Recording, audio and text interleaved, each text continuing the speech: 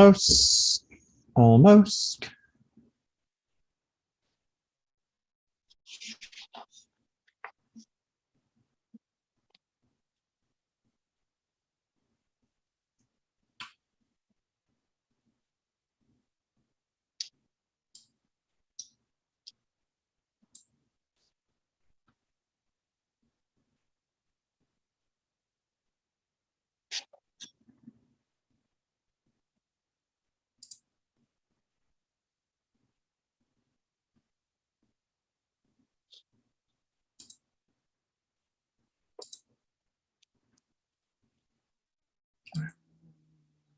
I just get the other thing set up. All right, I know everybody enjoys listening to me talk to myself as I arrange the various bits of technology needed. Gone are the days when you can study with just a big stone tablet. Takes a little bit more effort than that these days. But on the other hand, we also can learn more than they did back then. We stand on their shoulders. And even if it means there are a few additional things we have to push and flick and twist to make work, it's definitely worth it. All right.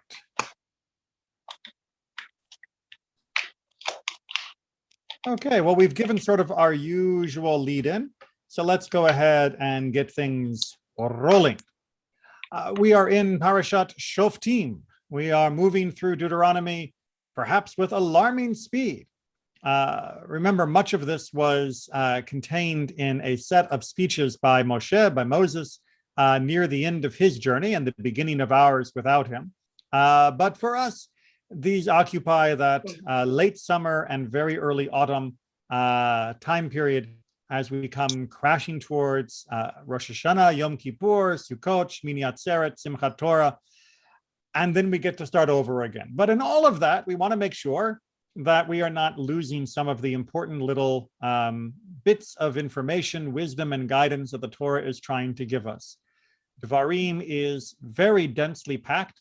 There are many, many different topics, some of which we haven't heard about prior, some of which are restatements or clarifications of earlier passages, and all of it is very, very important. I wish that we could, spend 3 hours each week going through every single line. Even then, it would probably take more than 3 hours. But I do want to at least focus on some things that maybe don't get as much of attention. We've talked about in Shoftim before, we've talked about the whole idea of having Shoftim, about having judges. But with chapter 18, I want to look at a different leadership emphasis or leadership information, because it is absolutely critical that we know who we're supposed to turn to, who we're supposed to ask, who we are supposed to look to for guidance, and how that works and how they work. Because it can be a little bit confusing, as we'll see from some of our commentators, but also within our own lives. So with that as the preamble introduction, let's get down to work in chapter 18 of Devarim, verse 1. The Levitical priests. Wait, who? Kohanim HaLeviim? All right, if you have not been playing the game of Torah for a number of years, if you haven't been paying attention to some of the quirks within the Torah itself, you may be surprised to see the words Kohanim and Leviim joined together as a compound noun. And that's okay. That's perfectly fine that it is not something that you're used to, because we're going to have to discuss exactly what that means when we get to our commentary. Just a quick background. The Kohanim are a subgroup of the Leviim, at least as far as the earlier texts in the Torah have led us to believe. The Levites, of course, are descended from Levi, one of the tribes that was descended from Jacob. The Kohanim are those that are descended from Aaron and his sons that came, that received their special appointment when we were at Mount Sinai and with the inauguration of the Mishkan, of the tabernacle. So having Kohanim and Leviim together makes perfect sense. It would be very similar to saying the Orlando Neelys, right? Those are the branch of the Neelys that are in Orlando. It's a subgroup of the larger family. However, it still is confusing, as we're going to see, because it goes on to say, the whole tribe of Levi shall have no territorial portion in Israel. So perhaps that means that we should read Kohanim HaLevi'im as referring to all of the Levites, or perhaps that means we are talking about the Kohanim, just the descendants of Aaron, and the rest of the tribe as well. It's a little unclear. What is clear is that whoever it is we're talking about shall have no territorial portion within Israel. Now, that is something that we do know from the rest of the Torah applies to all of the Levites. Notwithstanding a few cities that are set aside as Levitical cities and cities of refuge as well, the tribe of Levi does not receive a state, a block, a set of borders within the land of Israel once they cross that Jordan River and settle. That's something that we knew was coming.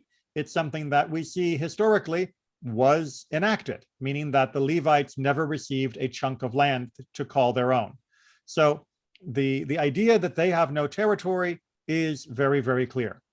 However, that forces us to ask, well, if they don't have any land, how are they going to eat?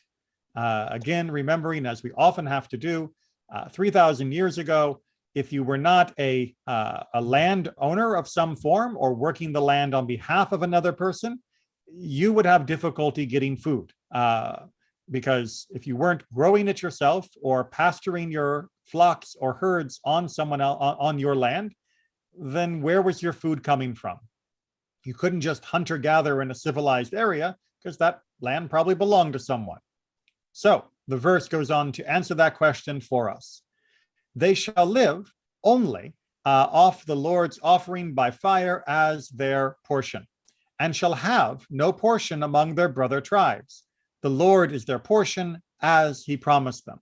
So it goes on to tell us that they're not going to starve to death because the Levites will still receive a portion from all of the offerings that are brought for God, and that they will be able to survive from that.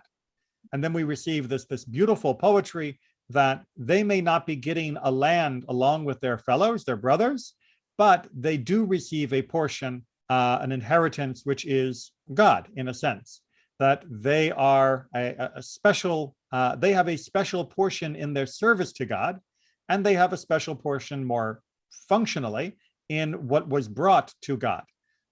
So that is how we are going to support them. Now, that doesn't mean that it's just random what they get.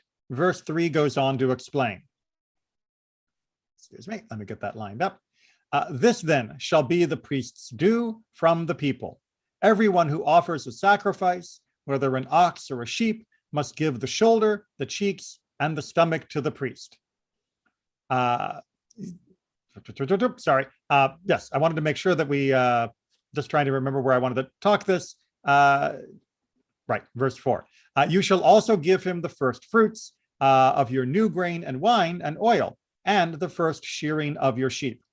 So when we look at this, it's a little bit unclear because we were talking about the Kohanim HaLevi'im, and then we were talking about the tribe of Levi, and now we are talking about Kohanim specifically. So it can be a little unclear of who is receiving this portion of a sacrifice. Who is getting the shoulder, the cheeks, and the stomach? It definitely says the Kohanim, but we were just talking about the Levi'im. Kohanim are a subgroup of the Levi'im. How do we apply which to which? And likewise, giving of the first fruits and the first shearings, we want to make sure we know who that's going to. Verse 5, however, is going to try and explain to us why these people are getting what they are getting. For the Lord your God has chosen him and his descendants out of all your tribes to be in attendance for service in the name of the Lord for all time. So the idea is that this group was chosen, and that is why they deserve to receive this free food and why they deserve to eat from things that might be consecrated things that were dedicated to God. When a person dedicates a sacrifice, they're not dedicating it to Kohanim, they're dedicating it to God. But because of their election as Kohanim, as priests, they are allowed to partake of these portions of the sacrifices and the additional bonus benefits that they receive. All right, so verse 5, let's pause real quick there. I want to make sure that we are just enough confused about this use of Kohanim HaLevi'im, the Levitical priests, and then tribe of Levi, and then Kohanim or priests directly. So that we're going to try and unravel a little bit more with commentary. But how are people doing with where we are on the overall layout? They get no portion, but their portion is God, and their portion is also a certain cut of meat off the sacrifices and a few other things as well. Are we understood? Is it understandable? Is it clear? Do people have comments or questions? All right. So hopefully it's just clear enough, and we'll move on. Verse 6. If a Levite would go from any of the settlements throughout Israel where he has been residing to the place that the Lord has chosen, he may do so whenever he pleases. So Levites would be living in different parts of the country, and this is simply giving them permission to move about the country. They are not obligated to stay in their place. They can choose to go wherever they want. And specifically, they can choose to go up to the Har HaBayit, to the Temple Mount, which is the reference of when we talk about the place that God has chosen, that is the reference to Jerusalem and where the temple is eventually built.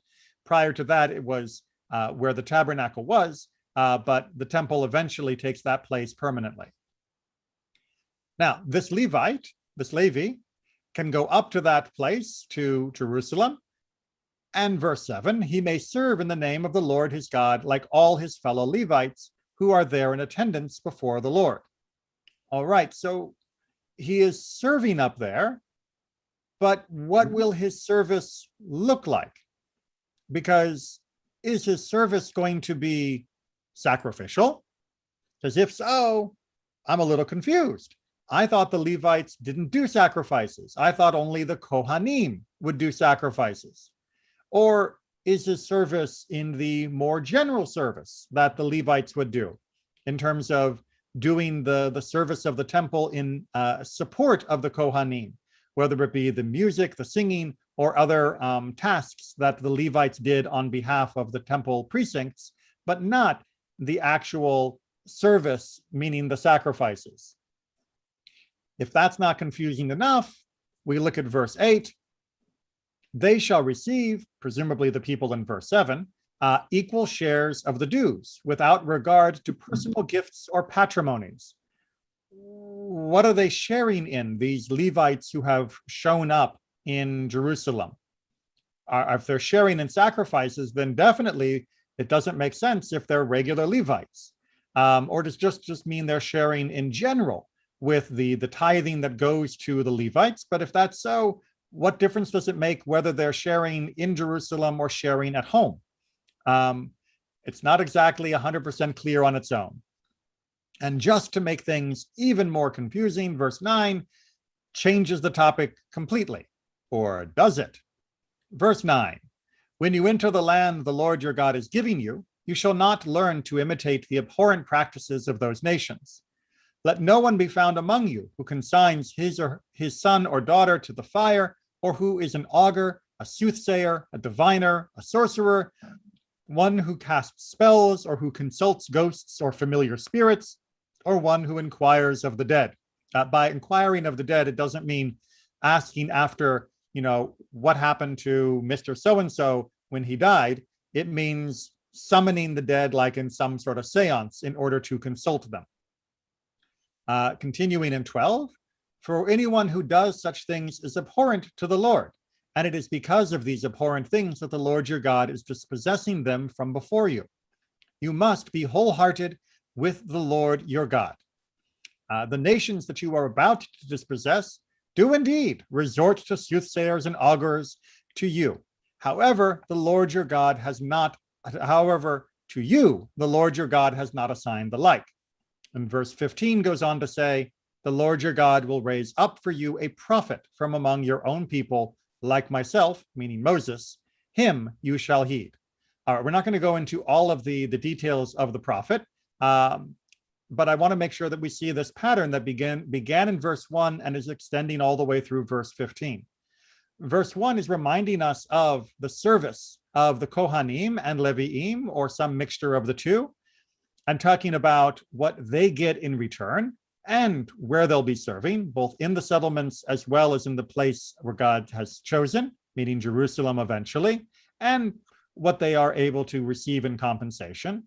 But then verse 9 tells us that we cannot follow the practices of the other nations. We can't have all of these fortune tellers of a whole wide variety, and it is quite an exhaustive list of the different ways someone might try to tell a fortune.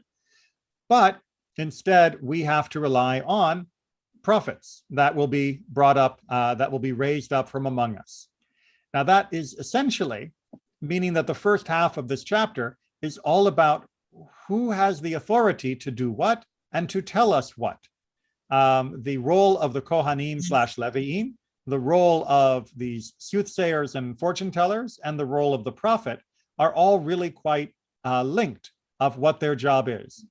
It's also, of course, very telling that this is coming after the the parasha had begun with the idea of Shoftim, of judges in general, meaning that chapter 18 here is really continuing the broad theme of who do we approach when we have questions? How do we find answers about what we should do personally, individually, and what is the due for those people that we approach? Now, we were very, very clear when we looked at Shoftim that you're not allowed to bribe a judge. Giving the judge a nice piece of meat would probably be considered grounds for dismissal. But here we are finding that our Kohanim can receive gifts, and with some special rules on how that lays out. But then we're told that we're not allowed to go to other people for inquiry, these various fortune-telling types, but that we are allowed to consult prophets, and then the rest of the chapter goes into the details of how we tell a good prophet from a bad prophet. So it is really very long in its thematic arc, but we're still left with a bit of confusion about these Leviim and Kohanim and what they are doing and what they get and who they really are, which we will then use to juxtapose to these alternative forms of information. So before we jump into our commentary that will help us untangle that, any questions or comments through this first half of chapter 18? Rabbi, the chapter 18, I look at it as really it's picking up this idea that's mentioned, that it's the Levitical priests who teach the king and who are the ultimate magistrates. So we have that background coming into it, that they have a special knowledge that's implied in the text. That's right. But what's important to know is that the special knowledge they have is, as you pointed it out, the word sounds wrong, a mundane form of learning. That they are knowledgeable because they have been trained and taught what is and is not acceptable, and how best to fulfill the commandments. They are essentially professionals of knowledge, professionals of wisdom. And then that is juxtaposed to the soothsayers, augurs, and also the prophet, who have special knowledge. The soothsayers and such we'll talk about as not having legitimate forms of knowledge, but the prophet does. But the prophet is a separate type of knowledge, which means that when we go to the Kohanim Leviim, we shouldn't be looking for signs and portents and omens and the casting of bones or tarot cards or whatnot. We're looking for answers. We're looking for information. We're looking for instruction. We're looking for Torah. And this is part of Deuteronomy's overall goal. It has many goals, but one of them is that once Moses is gone, we don't want to have people looking for Torah, the sequel, for Torah, the updated version. Torah expanded and revised, that's not coming. That instead, when we finish Torah, what we'll be looking for are people to help us understand Torah. And they'll not be doing so through prophetic divination. They'll be doing so through professional education and wisdom sharing according to their training. Any other questions or comments, or shall we jump into our commentary? Okay, so hold on a second. Got to get all of my tab bits in the right spot again. Every time I change a screen, it looks a little different. I think I can make that a little bigger so that it's easier for people who are looking on small screens. All right, so let's figure out who are these Levitical priests? Who are these Kohanim HaLeviim? And who are being talked about in these different verses? And if a Levite comes, you may remember this was a bit of a surprise verse where it says they come and they act like they want to offer. Well, according to Chizkuni, it's not such a big problem. The Levites are mentioned after the priests, as they too have been charged with teaching the people Torah. Their task has been spelled out clearly in Chronicles 2, 1779. In fact, we see there that they were traveling teachers, leaving the towns set aside for the Levites and visiting small communities in order to teach there. This is the plain meaning of the words as written. So Chizkuni, I'll just flip us back to our original text, is trying to tell us that when it says, if the Levite would go in verse 6 and is traveling, that this is a separate theme from the discussion of the gifts that were given to the Kohen. So we start off in verse 1 by talking about the Kohanim and the Leviim, meaning the Kohanim specifically and the whole tribe. And then we talk about the Kohanim and what they get. And then in verse 6, we start talking about the Levites and what they can do. And them serving in the name of God is just talking about their regular business as teachers that would be itinerant in times. They needed to travel. There was no Zoom. They couldn't just sit in Jerusalem and teach people all over the country. Instead, they would have to get up and move and go teach. And indeed, Judaism is one of the earliest examples we have evidence for a public school system where the people would appoint teachers and pay for teachers to make sure that all of the children could be taught. And it's one of the earliest examples of public education in world history. So something else for us to be very proud of. It's a long list. And indeed, the Shnei Luchot HaBrit has something a little similar when he tries to understand these folks. Commandment 394 of his listing requires the Levites to perform the daily service in the sanctuary by singing and accompanying the sacrificial service with music. The same commandment is repeated in different language in Deuteronomy 18:7, our verse. He shall perform service in the name of the Lord his God, just like all his brothers, the Levites, who stand there in the presence of the Lord. The Talmud in Erechim says that the service referred to is singing. So our first two commentators say what we're talking about here in verses 6 and 7 are Levites who want to go, and they just want to go, especially according to the second commentator, and join in the singing, join in the service, even if they're not in part of the rota, even if it's not their turn, they are allowed to do this. We're going to talk about this more for the Kohanim in just a minute, but it's important to remember that not all the Kohanim or Leviim lived in Jerusalem all the time or served at the temple every day. The temple simply wouldn't have been large enough for that to have worked. So instead, there were rotas. There was a cycle of which families and which clans had which portions of the calendar to come and to serve. We'll talk about that more, but that's what he is referring to with the idea that he is going up and serving with the other Levites that are there. So our first two commentators, the people that are called Levites in verse 6 are Levites. Make sense? I know it almost seems so easy. How in the world can we have any disagreement? If it says they're Levites, they must be Levites. Rabbi, I'm also looking at what his Cooney says on, verse 1 about them not having a territorial portion.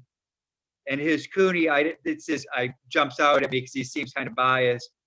He says if they had agricultural lands, they'd always be busy tending it, so they wouldn't be able to share their beautiful voices or music line.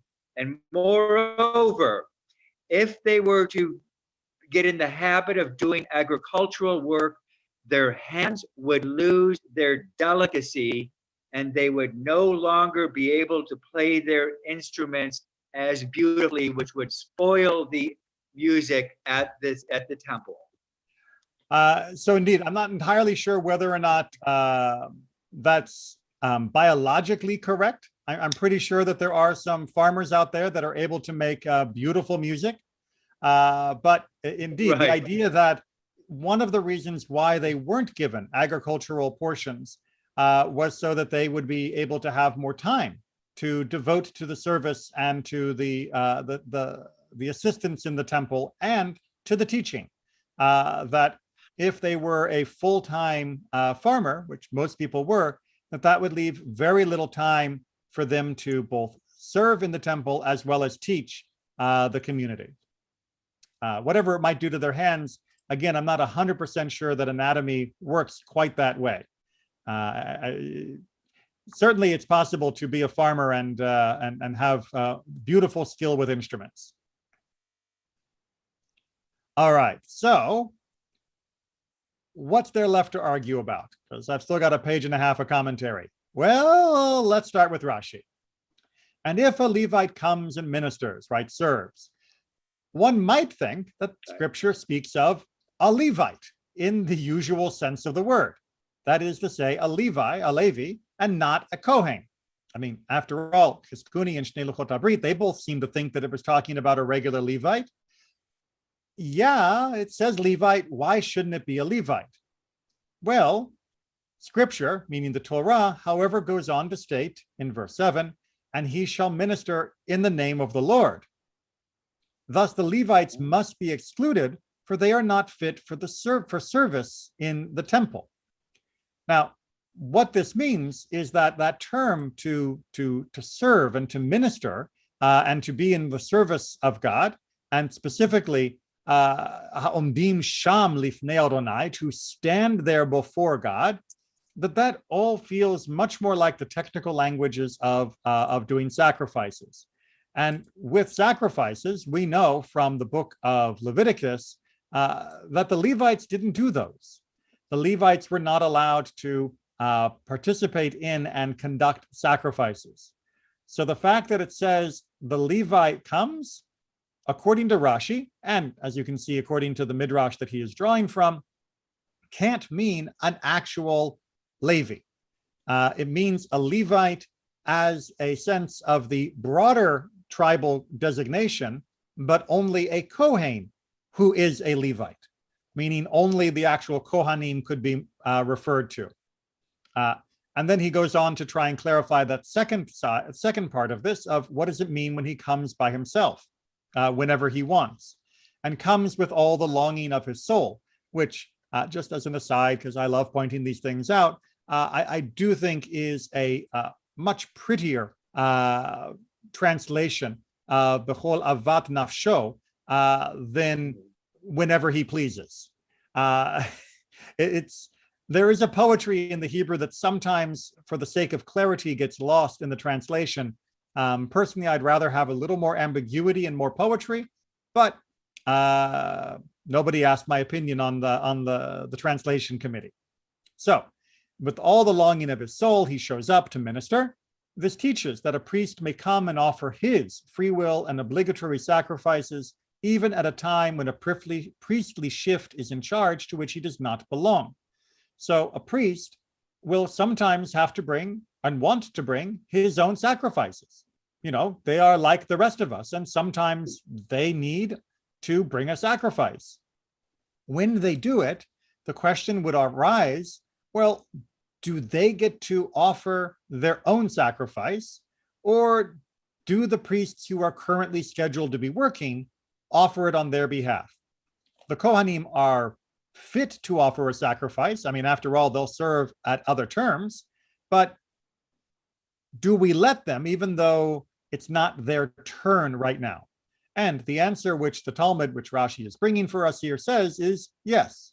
If a Kohen comes when it's not his turn, but he is there to offer his own sacrifice for himself, he is allowed to do so.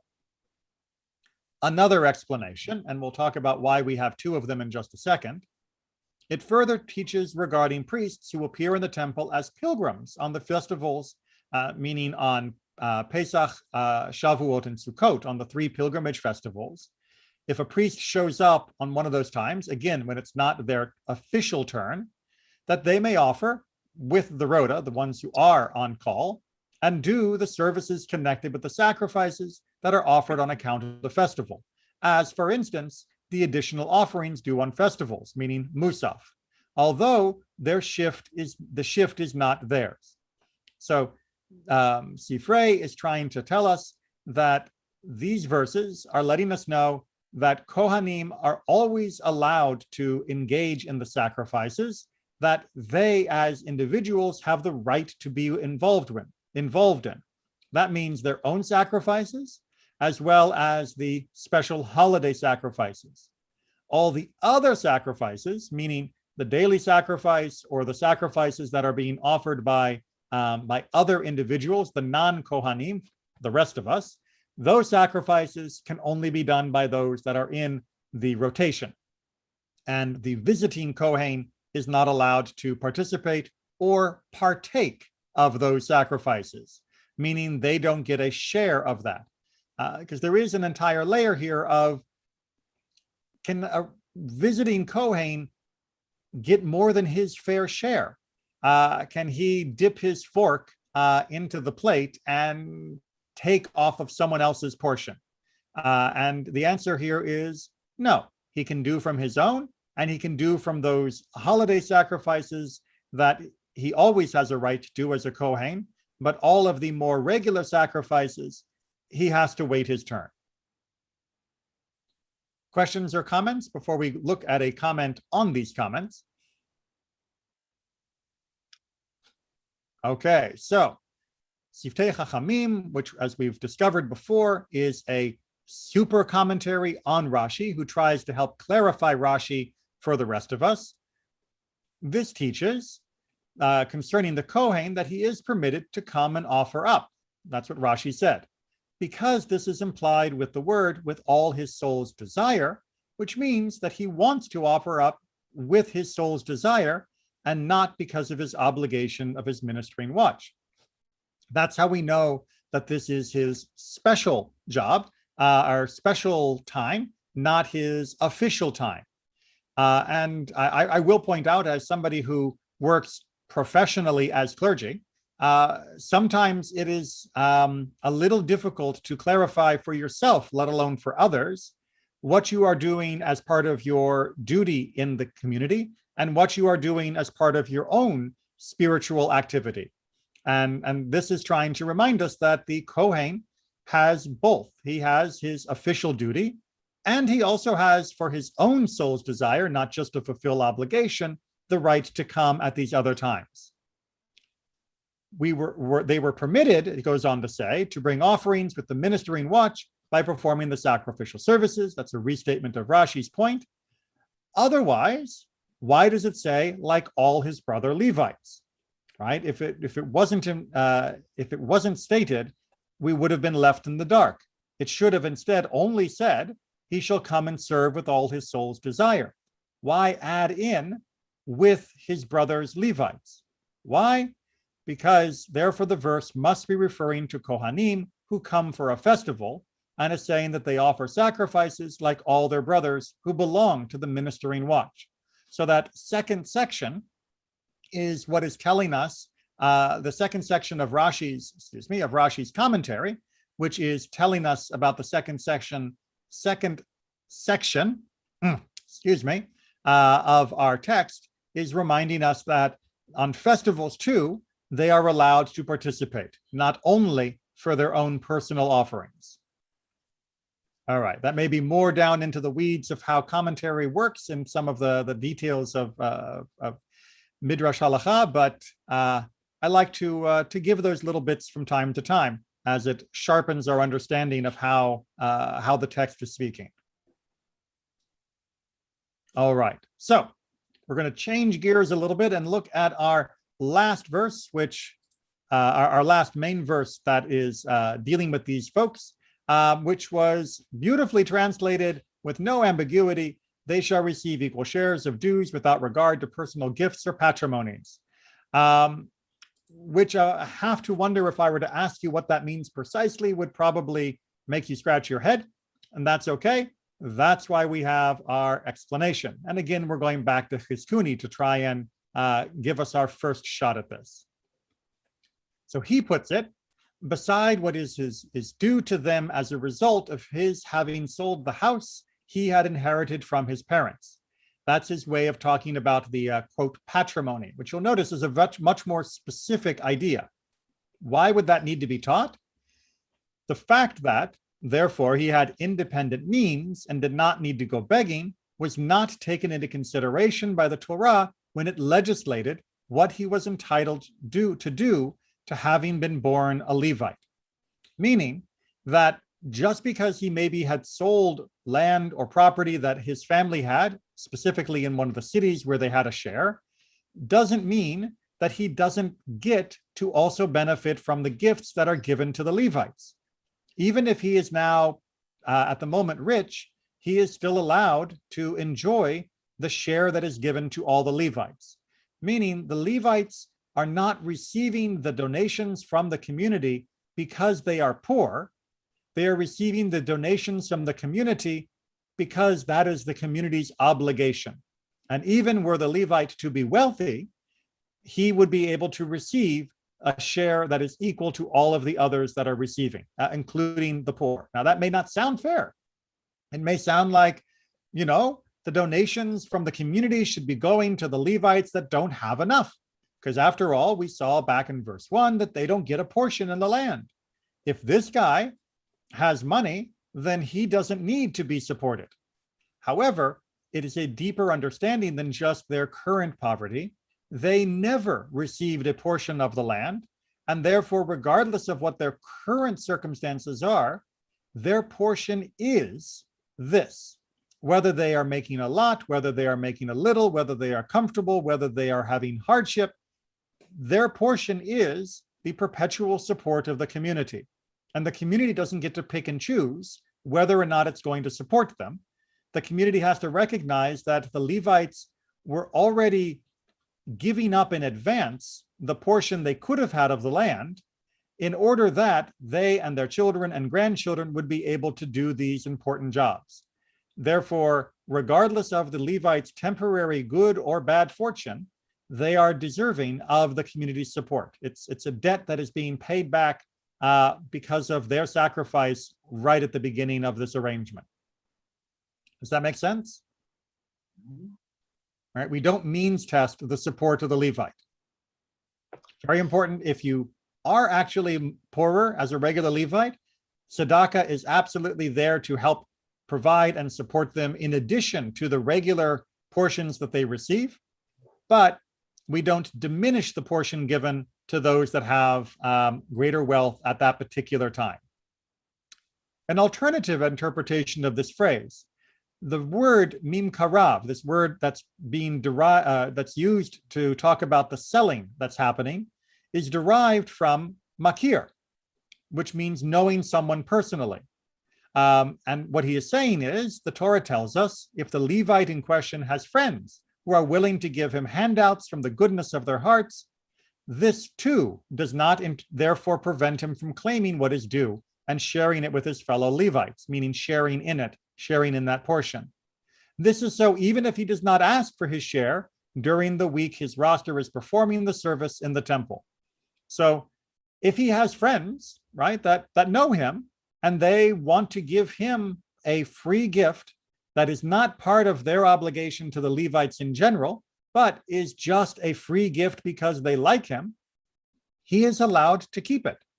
And when it comes time for him to get his portion, that is shared by all the Levites, he is allowed to take from that portion too. He doesn't have to, but he is certainly allowed to. And even if he forgoes some of his other portions, like during the weekly service roster, that doesn't mean that he gives up the right to have his share that is his birthright. Questions or comments? So it's important to discuss this on a number of different levels. One, we often want to means test how we help people. And for many situations, that is entirely right. If we are means testing how much money we have available to give to those that are hungry, then we do need to prioritize those that are hungriest in order that they receive the support first. If there's only so much food in the pantry, the people who haven't eaten for 3 days take priority over the people who haven't eaten for 2 days. However, there are also things that are to be given that are shared from one group to another that are not due to not down to means testing, but are simply their right. They are owed them. It is the community obligation, regardless of the need of the person that's being given. If I loaned somebody money and I gave them $1,000 and they are paying it back to me, they can't say, well, he's rich, he doesn't need the $1,000 back, I'll just keep it. No, you have to pay back the money because that's a different loan, it's a different obligation than a gift or than tzedakah. So being able to tell those apart is very important. Also, it is a reminder under Jewish law that those obligations that are created and those rights, those portions that were assigned way back in the beginning of time, they don't exactly expire. And none is so important as having a portion in Torah, having a portion among Israel.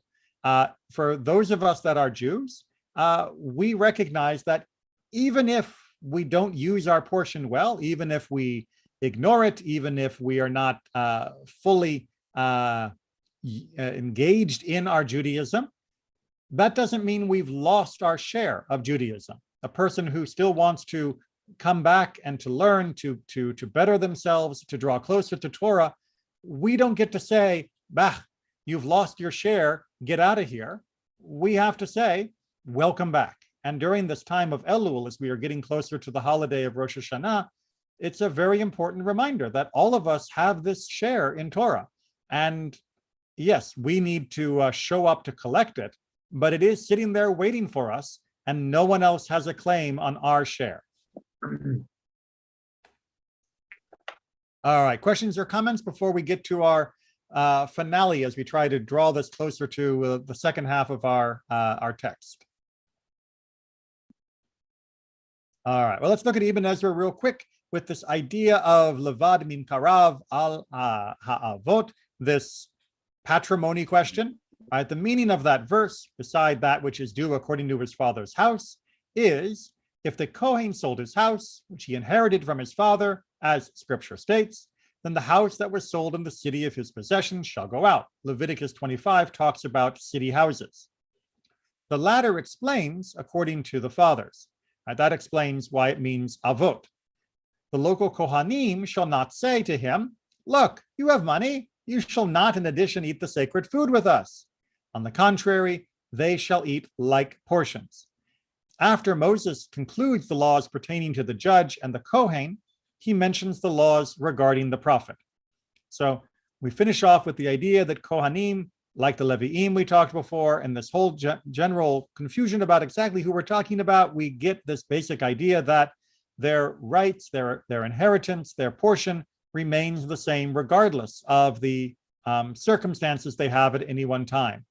And as Ibn Ezra points out, that moves us from judges to Kohanim into the realm of the prophet, who do not receive a share and don't have a formal line or formal appointment in the way that a shofet, a judge, would, but instead come to give us additional information and clarification and exhortation. But before we get to them, we get a whole bunch of other people that we are not supposed to go to, that are not on the public payroll, if you will. And Rashi tries to explain them. And we're just going to go through the first lot. You can look up the rest of the explanations if you're interested. What is a diviner? One who takes his stick in hand and says, shall I go? Shall I not go? So does it state in Hosea, my people ask counsel of their sticks, and their staff declares to them. So this is somebody that might use what in the modern world we'd call a dowsing rod, using some stick to figure out what is the right or wrong thing to do. Rabbi Akiva says that soothsayers are people who assign times, meaning they say this time is auspicious to begin some work. These are people who try to, use things like astrology with some seriousness that they can plot when an endeavor will be the most favorable or least favorable. A sorcerer is argued as one who draws prognostications, predictions from the fact that the bread fell from his mouth, or that a stag crossed his path, or that his stick fell from his hand. This is somebody that in modern parlance, we would say reads omens. They're looking for signs and omens and portents and saying, you saw a stag with three prongs. Oh, that must mean that blah, blah, blah. That is what's being described here as a sorcerer. Note that it's very different than sorcerer in modern English, which is almost always about somebody casting spells. Now, these and the other people that are all used for various forms of predictions, what's wrong with them and what is our alternative? Well, Rashi spells that out for us. You shall be perfect with the Lord your God. Walk before him wholeheartedly. Put your hope in him and do not attempt to investigate the future. But whatever it may be that comes upon you, accept it wholeheartedly. Then you shall be with him and become his portion. So Rashi very beautifully using the language of our sages says, look, when you are going to soothsayers and fortune tellers and omen readers and all of this other nonsense, you're not just trying to figure out what the stock market is going to do tomorrow. What you are trying to do is saying, I have no faith that what happens tomorrow will be okay, that God is going to just let things go bad, that God has created a world full of chaos and terribleness, and all I can do is try and chart my course by any glimmer of clue or hint or insider trading that lets me get ahead of the other guy. It's a dog-eat-dog world, and I've got no faith that anything's going to be okay. But on the other hand, if you say, look, the future will be the future, and what happens will happen. Of course, I am under an obligation to make the right choices for myself and to make a good moral life for myself. And of course, as a community, collectively, we have that same obligation. But that doesn't depend on predictions. It's not like, well, if the stars are in the right alignment, I won't steal today. And if they're in a different position, I will steal. You don't steal. Regardless of the omens, regardless of the portents, regardless of the signs, you do what is right. And you trust in God that doing what is right is more important than doing what is auspicious, doing what appears to be fortunate. And that's what it means to be wholehearted with God. The term perfect is used in our verse, excuse me, down here, there we are. Just trying to remember exactly which verse we are in. Right, you must be wholehearted with God, verse 13. Right, it doesn't actually mention the word heart, it mentions the word tamim. And tamim usually means perfect or unblemished, something that has not been damaged. And to investigate all of these fortune-telling nonsense is essentially harming our sense, and it is of connection to God, and it is reducing our connection to God. We are limiting our trust and our faith in God by having our backup plan of, well, let's find out what the future holds, rather than I will do what's right, and that will be my future. And then Rashi finishes it off with this beautiful literary flourish of saying that when we do that, when we put our lives in God's hand by choosing to do what is right and avoiding doing what's wrong, simply because that's what God told me, not because I think it'll bring me good luck, not because I think it'll be something that will be good for my lucky numbers or fortune or win the lottery or anything else that has to do with some prediction of the future, but just because God asked me to. Once you do that, then you are saying, God is my portion. And whether or not you have a lot of land or no land, like the people or like the Kohanim, whether you are with a fat portion or a small portion, like the Levite who sold or the one who didn't sell, God will be your portion. And that is better than all the other things. That is the ultimate goal. But that only comes if we go to our judges, our priests, our prophets. We go to the source of wisdom that we have, rather than trying to somehow trick the system into giving us the secret insider knowledge that somehow might allow us to do what? Avoid doing what we should do, avoid the mitzvot, somehow be more prosperous than we could possibly be just by being faithful to God's commandments. How does it get better than that? And unfortunately, all those people who seduce those with these types of charlatan predictions are essentially leading them in that direction by saying that somehow there's a better goal in life than just being somebody who is committed to doing the right thing because that's what God asked you to do. Any questions or comments? I have a quick question and then a comment. My question is, how do we apply this in the present? Is this related to why we give the Kohanim and the Leviim the first two aliyot? So yes, as far as the Kohanim and Leviim go, we still give them special honors. The aliyot for each Torah reading is the most obvious, but also having them do the blessing for the Birkat Kohanim, the priestly blessing, and the Leviim helping them with that is a very important part of their status, if you will. Doing the Pidyon Haben, the redemption of the firstborn, is also a very important part of maintaining the Kohen's role in the community. But unfortunately, the Kohanim and Leviim are not part of a systematic organization. There isn't a central temple that is training and producing all of them with the same level of knowledge and wisdom to be teachers and guides to the community. So we don't go to a Kohen who isn't learned expecting learning. That's an unfortunate part of no longer having that central educational apparatus. But we still give them other honors, and we still treat them with respect. And we still absolutely turn to them for those portions that they can do, whether it be the blessing for the community or the redemption of a firstborn. And my comment was, I'm always struck when I come to this section, how beautiful it is to have a discussion about human infrastructure. We hear a lot previously about the Mishkan, the physical infrastructure, but here the final words, the final message is to attend to the human infrastructure that is necessary for your survival and for your life. It's a good reminder all the time. Amen. It's the buildings aren't as important as the people inside of them.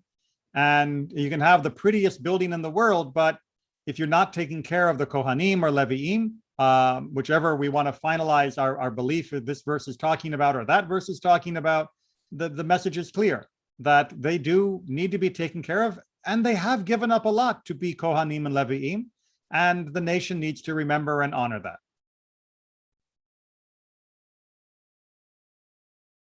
All right. Well, thank you all very much for spending your lunch hour together and studying some Torah with me. Look forward to continuing that again next week. We are beginning a new Mishnah class tonight, Kritot, same website, same link on Zoom and all of that, but it's a new topic. And it's a lot to do with how do you make amends? How do you, and for what do you make amends and offer sacrifices or not for many different problems. So it's a fascinating look into the sacrificial service and hopefully it'll be a little bit thought-provoking as we move towards the high holidays. Take care, everyone.